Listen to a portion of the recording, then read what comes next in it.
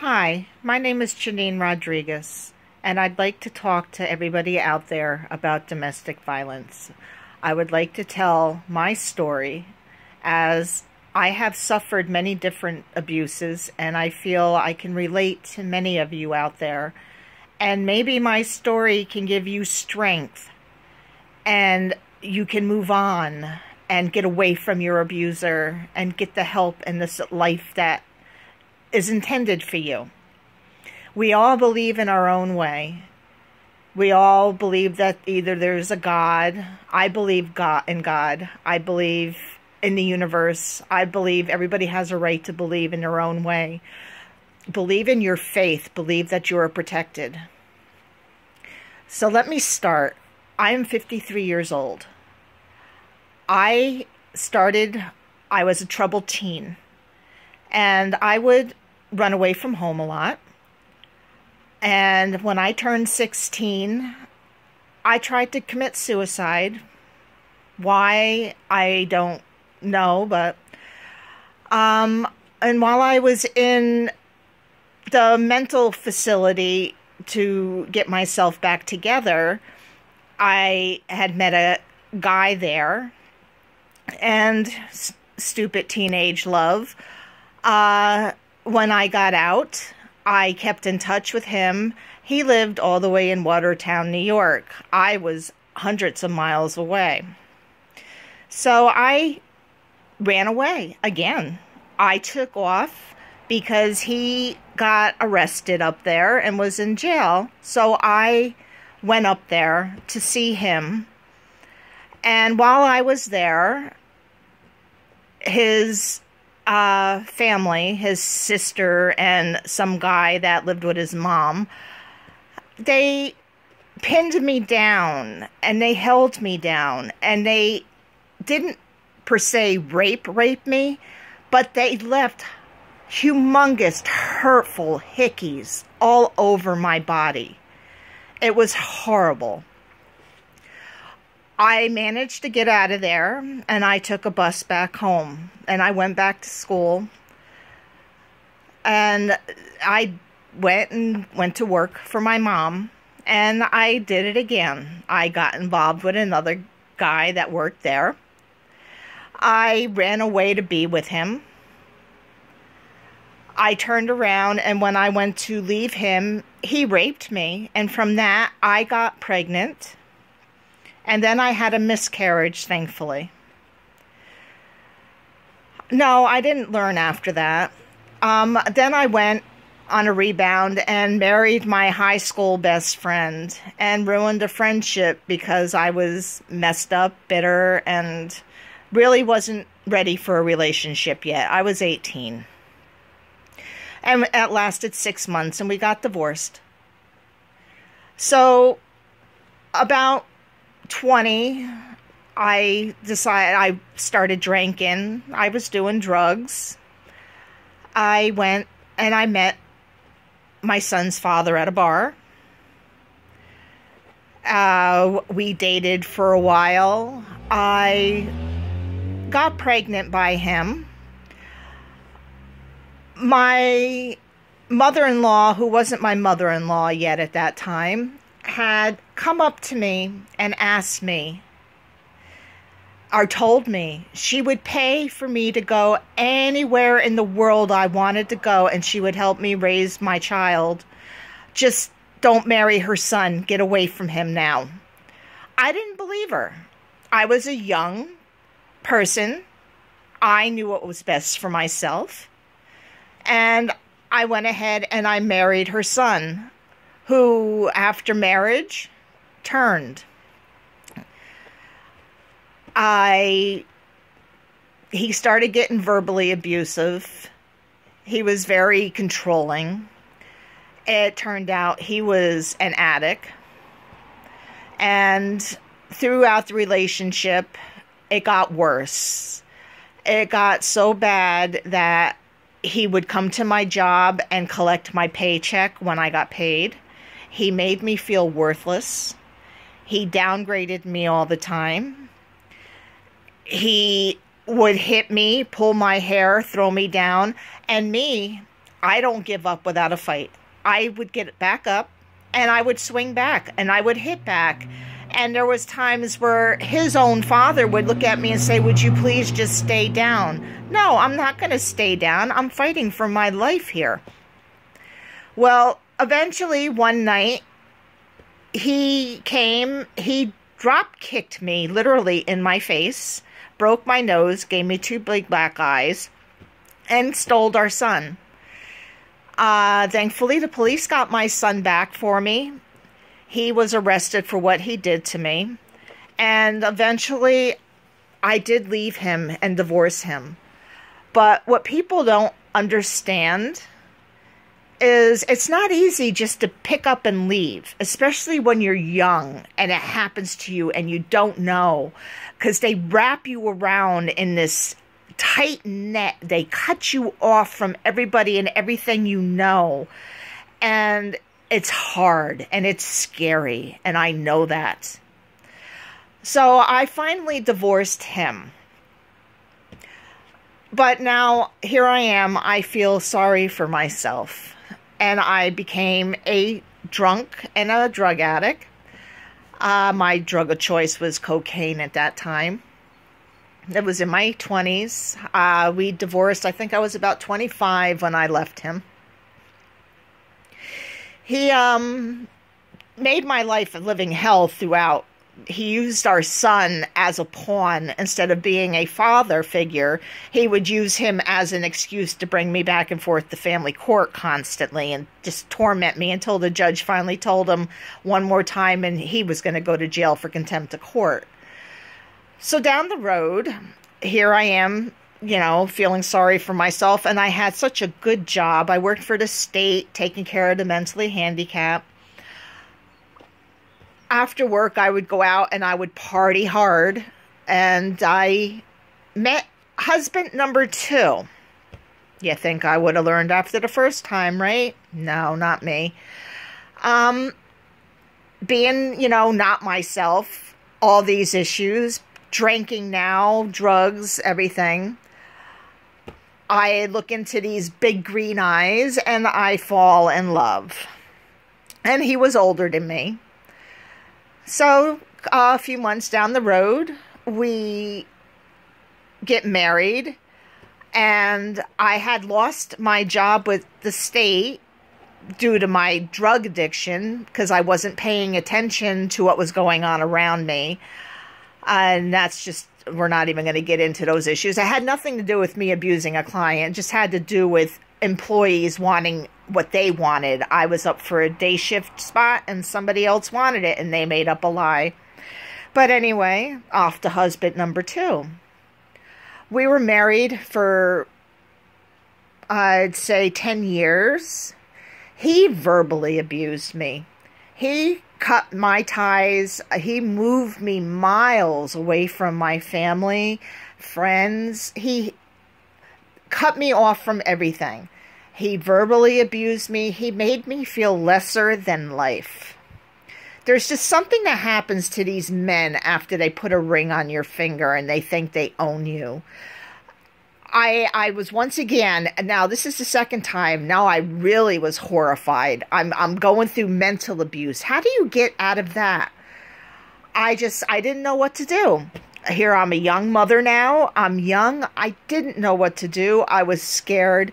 He moved me to North Carolina. I'm down there, and he was another one. Come to my jobs when it was payday and wanted my paychecks. I didn't listen to my son at the time, and I should have. He told me one day, Mom, I saw something full of white powder one day, but it disappeared. I didn't believe my son, but I think he was right. This guy he verbally abused both me and my son. He turned around and he deserted us. He left us in North Carolina with nothing. Absolutely nothing. I was going to college. My son was still in school. And here, this guy just completely disappeared after all the mental torment he put me through. And I didn't know what to do. So I called my family. And it's hard because they judge, they don't know. But my dad, he drove down to North Carolina. He got me and my son, and it was because I had my son was the only reason why he did that. If it was just me, he would have left me there.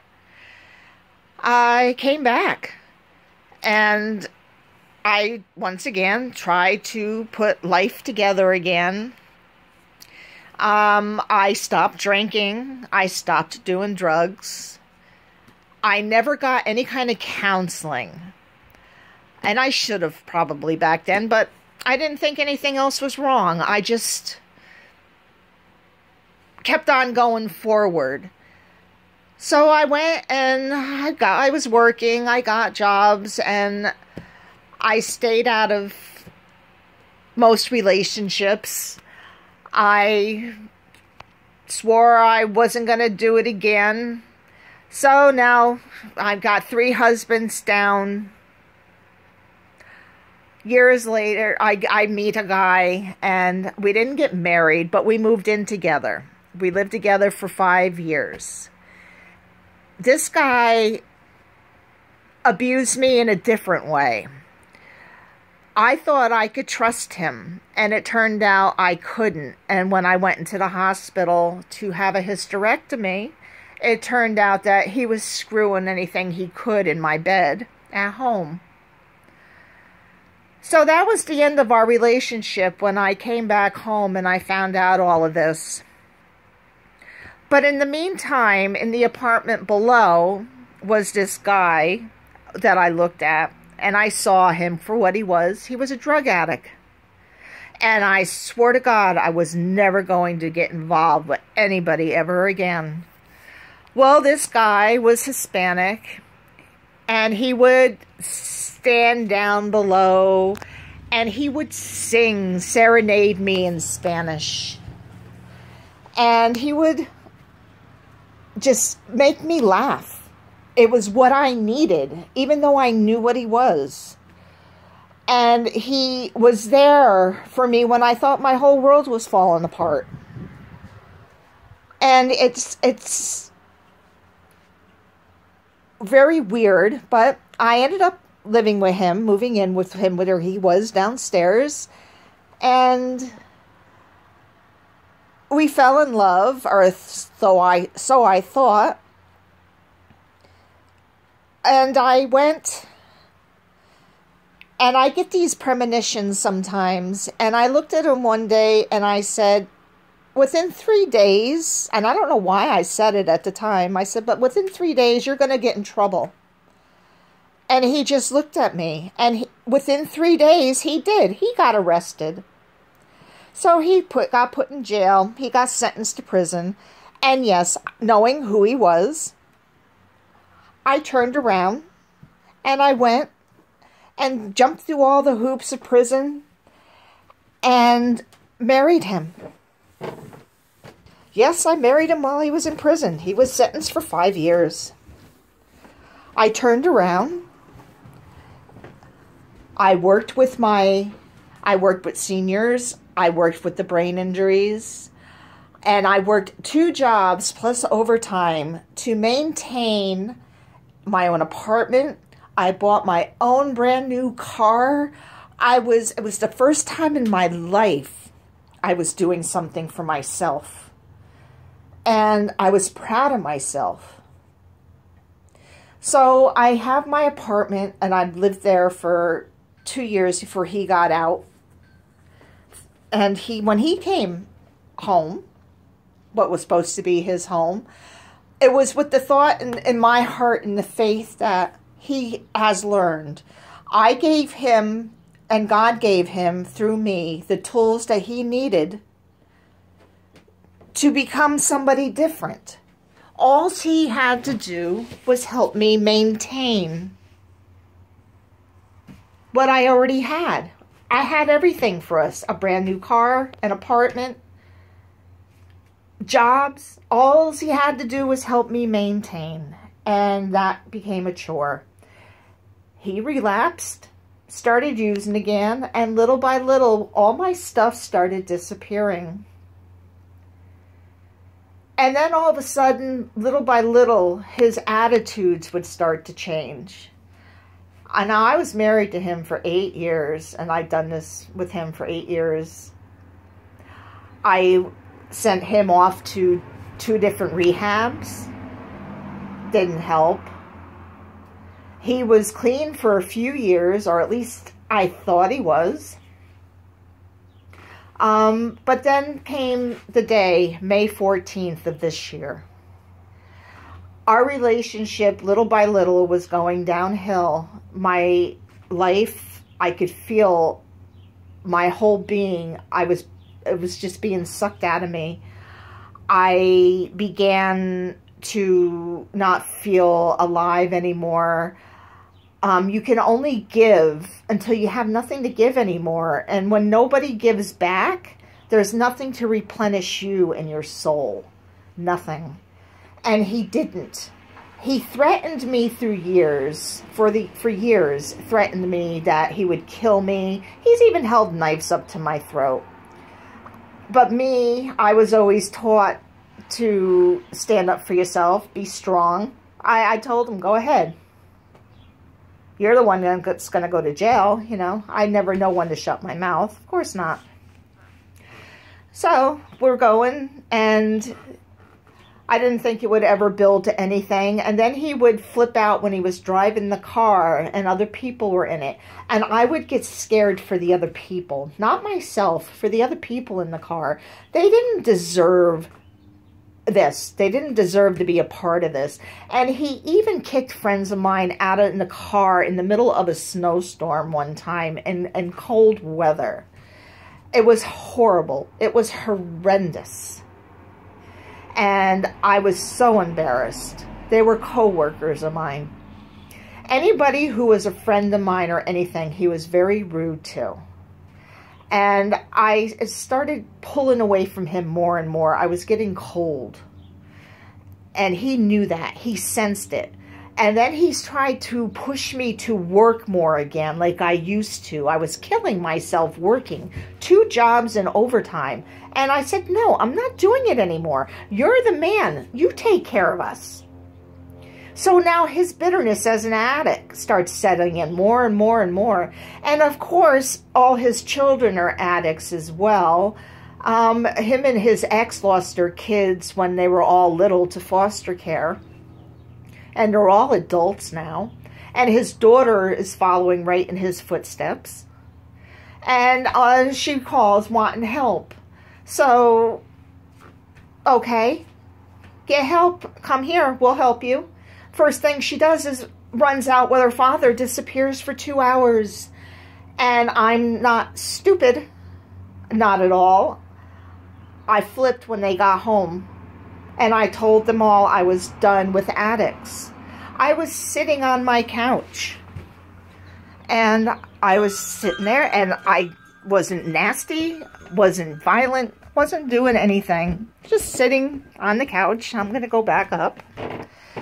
And as I was sitting,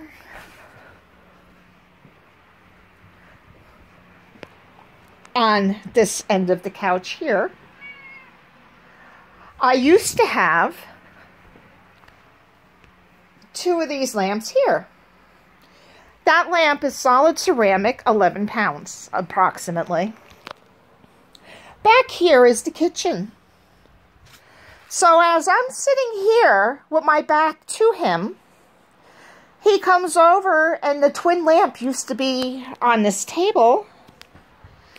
He shoved that lamp as hard as he could into the side of my head, lacerating my head. I saw a flash of light. A voice came out of me. What did you do? I don't know whose voice that was. I was able to dial 911. Of course, he took the keys and stole my car, and I told him, don't take the car. That'll be it. And he took the car anyway. And when the officers got here, I told them he took the car. They got him before he got on the highway. They sent me to the hospital, and I have contusions on my brain. I have 2 bruises on my brain. The left side of me is weak. I'm going to physical therapy 3 times a week. I see a psychologist, a neurologist, a doctor. And the point is that I'm trying to make is it took me 4 marriages, getting to the age of 53, to finally look at myself and say, what are you doing? This time he almost killed you. I'm better than that. I deserve better than that. Yes, they make us feel like we owe them. They turn around and they belittle us. They cut us away from our friends, our loved ones. But I'm telling you, get out. There is help out there. There really is. Stop being ashamed. Stop being embarrassed. If one person snide you, well, we'll just walk away. That's because they don't know. They don't understand. They haven't walked a mile in our shoes. It's not easy. It's hard. It hurts. And especially if there's children involved. But what hurts even more is staying destroys that child even more. You gotta get them out of that relationship. I don't care if you go to a church. If that church turns their door on you, keep going to another church. Because that's what I did. I finally reached a level at the age of 53 where I said, no more. I am not somebody's punching bag. I am not here to be a doormat. When we said our vows, it was to be as one, to work together, to love and honor each other. And that did not happen. Instead, he tried to kill me. And yes, now he's in jail. He's facing 1st and 2nd degree assault. And yes, I still love him, but I hate him at the same time. He was my heart. He was somebody I actually fell in love with more than you could ever know. And it rips my heart out till this day. But I love myself more. And it took me a long time to get myself to this stage to where I love myself more. And that's what every one of us has to do. You need to learn to love yourself more. There are agencies out there. There are churches out there. There are groups out there. Go get help. Bring your family back into your lives. Go out there, make friends, get friends. Tell people what happened to you. Call the police. Tell them. Don't hide no more. We're not here for that. We are here to be loved and cherished. God did not make us to be punching bags. He did not make us to be talked down to. He did not make us to be degraded. He made us to be beautiful. We are mothers. We are what keeps creation going. Do you really think that's why we're here, for these men to treat us like this? No, we're not. And I trust me, I know, whether you're a guy going through this, a woman, if it's sexual abuse, child abuse, go to your teachers, go to a counselor, go to anything. Anyone that can help you get out of that relationship. I don't want to see another woman die. I don't want to see another child die. I don't want to see anybody die. This world would be so much better if people would just learn to love and honor each other and help each other instead of thinking that everything has to be finished with violence. Because it doesn't. Because I kept my faith